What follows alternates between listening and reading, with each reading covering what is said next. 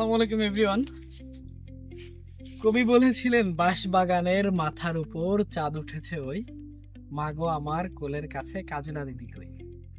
তো বাঁশ বাগানের উপর দিয়ে চাঁদ উঠলে আসলে কেমন দেখা যায় সেটা আপনারা আসলে দেখে প্রত্যক্ষ করবেন।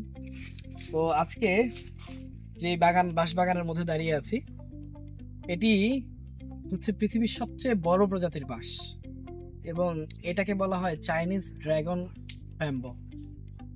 তো এই চাইনিজ ড্রাগন ব্যাম্বো এটি আমাদের দেশে নিয়ে আসা হয়েছে, কিন্তু চাইনিজদের মতো ওই ওয়েদারের জন্য হয়তোবা এর মানে যতটুকু বড় হওয়ার কথা ছিল বা যতটুকু মোটা হওয়ার কথা ছিল ওইরকম হয়নি। তারপরে ওইটি আসলে কোনো দিক থেকে কমে যায় না, দেখতে পাচ্ছেন। তো এই বাঁশটা আপনাদেরকে দেখানোর উদ্দেশ্য হচ্ছে যে পৃথিবীর সবচেয়ে বড় ঘাস, তার নাম হচ্ছে বাঁশ। তো আমরা কথায় কথায় অনেক সময় বলে থাকি বাঁশ খেয়ে গেলাম, বা আমাদের যদি কখনো কোথাও লস হয় আমরা বলে থাকি বাঁশ খেয়ে গেলাম। তো বাঁশ আসলে আমরা খেতে পারবো না। বাঁশ আসলে বাঁশ যারা খায় তারা হচ্ছে রুমিনেন্ট এনিমেল, যারা খেয়ে হজম করতে পারবে আর কি। তো ব্যাপারটি হচ্ছে আপনাদেরকে এই বাঁশ দেখানোর উদ্দেশ্য হচ্ছে এখান থেকে আমরা কিছু লাইফ লেসন নিতে পারি।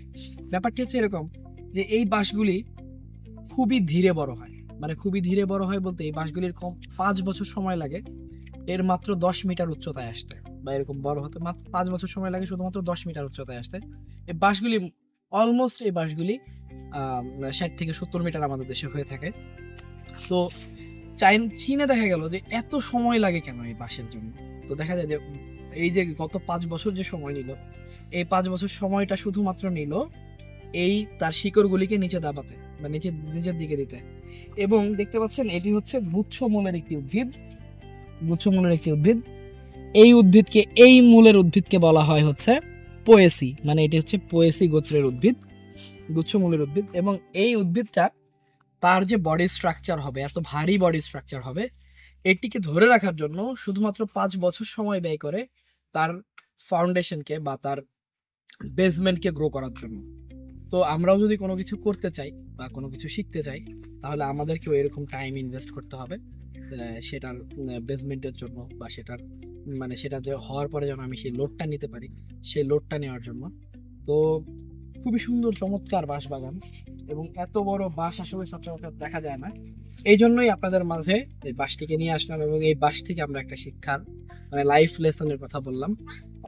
আপনাদের কেমন লাগলো এটা আমাদেরকে কমেন্টের মাধ্যমে জানাবেন।